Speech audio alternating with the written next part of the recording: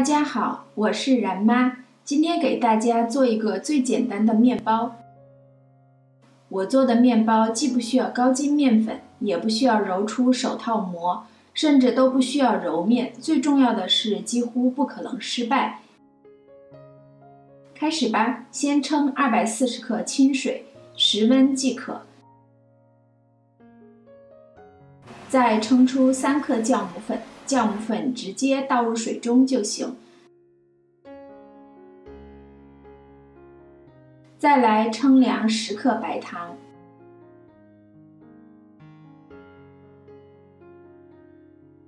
直接倒入水中，把白糖和酵母粉在水中搅拌均匀，让酵母粉在水里先活化一下。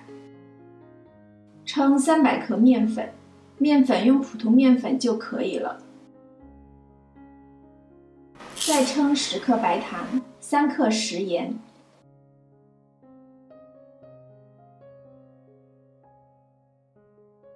称好后倒入面粉中混合均匀。面粉处理好以后，端出之前准备好的酵母水，稍微搅拌一下，倒入面粉。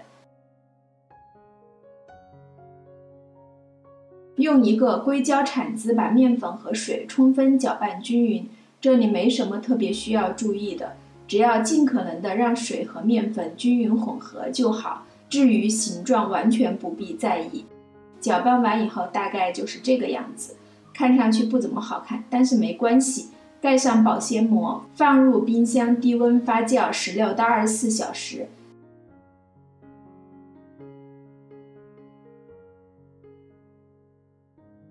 经过24小时低温发酵，面团已经膨胀了近4倍，筋度也已经很好了。现在我们来处理这个膨胀的面团吧。案板上多撒些面粉，盛面团的碗倒过来稍微抖一抖，面团就会很轻松地掉落下来。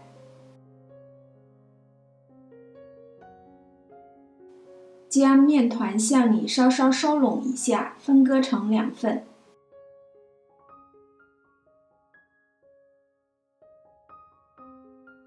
面团不要折叠揉搓，只需要整理形状就可以了。这里注意一下，我建议面团的形状尽量扁平，否则烤制时容易因为膨胀的太厉害出现外表撕裂。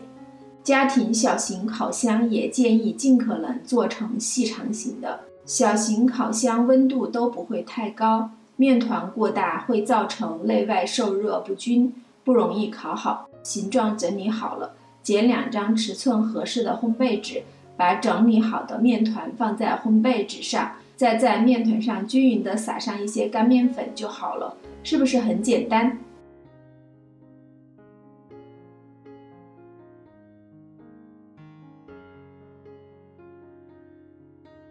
烤箱和烤盘230度预热10分钟。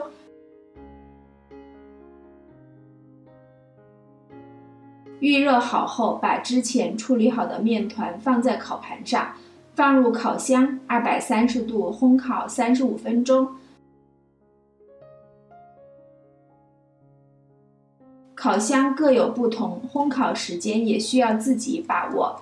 烤的时候只要注意观察面包外皮，如果外皮变成棕色硬壳，就可以出炉。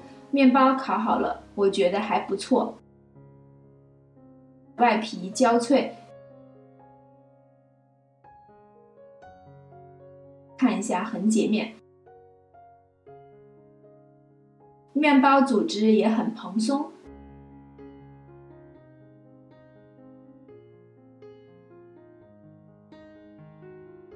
这种面包做起来非常容易，非常适合新手尝试。小伙伴，你也一起来做吧，拜拜。